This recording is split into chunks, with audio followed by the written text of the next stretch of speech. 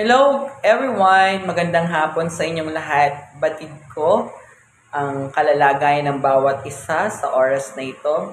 Alam ko lahat tayo ay nakakaranas ng kalungkutan, kapigatian at mga problema or suliranin sa ating pang-araw-araw na pamumuhay.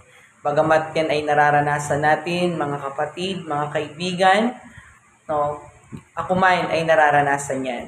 Subalit meron akong sekreto na nais kong ibahagi sa inyo. Ano man yung sitwasyon na pinagdaraanan mo ngayon, kapatid, kaibigan, meron po tayong malalapitan, ang ating Diyos na buhay. Tandaan po natin, ang ating Diyos ay buhay. No, kaya niya po tayong tulungan sa anumang oras, sa anumang sitwasyon ng ating pamumuhay. Yes, nakakaranas ka ngayon ng kapigatian, kalungkutan, suliranin or problema dahil sa dahil sa pang-araw-araw na mga pangangailangan mo. Minsan, meron kang sakit karamdaman sa iyong physical na pangangatawan. Tandaan po natin na meron po tayong Diyos na naghihintay lamang para sa atin. Hinihintay lang po tayo na lumapit sa Kanya. Marami po kasi sa atin, imbis na magtiwala sa Panginoong Diyos, ay nagtitiwala na lang sa sarili niyang kakayanan at sa ibang tao. Opo, hindi naman po masama na magtiwala tayo sa ibang tao or sa ating pamilya or sa ating kapwa.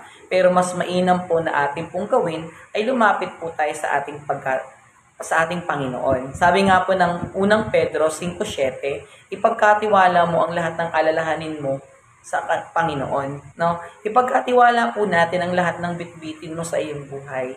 Dahil alam niyo po, ang pagbinigay po natin yan sa ating Panginoong Diyos, bibigyan niya po tayo ng kagaanan dito po sa ating puso. At di lang po yun, no? Magkakaroon po tayo ng kapayapaan sa ating buhay at magkakaroon po tayo ng kagalakan na labanan po ang sitwasyon natin.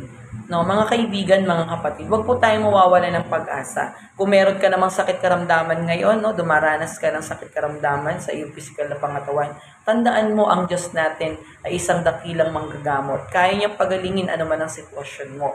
Ang kailangan talaga lang natin gawin ay magtiwala at manampalataya sa ating nag-iisang Panginoong Diyos at tagapagligtas ng ating buhay. Walang iba kundi ang ating Panginoong Hesukristo. Siya lang naman ang ibinigay ng ating Diyos Ama para sa atin upang tayo ay magkaroon ng buhay na walang hanggan at magkaroon tayo ng kapayapaan, ng kagalingan na nanggagaling sa ating Panginoong Hesukristo. Mapalad po tayo, no? Dahil sa panahon po natin ngayon, no? Marami na pong nagbabahagi ng salita ng Diyos patungkol sa ating Panginoong Hesukristo. No, ang gawin lang po natin is tanggapin natin siya bilang Panginoon natin na sarili natin tagapagligtas.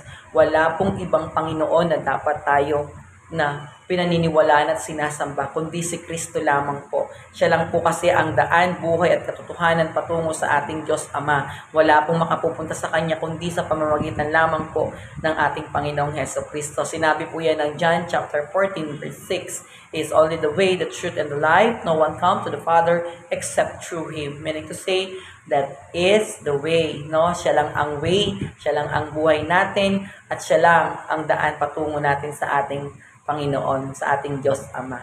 Kaya nawa po, no, napapalakas po kayo ng aking pong ibinahagi ito. Huwag po tayong sumuko, don't give up. No?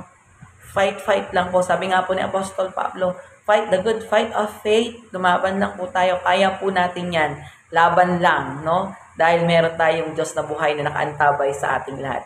Muli po, mapagpalang araw sa inyong lahat. Maraming salamat po sa inyong panonood at ibahagi na rin po natin ang aking video. Salamat!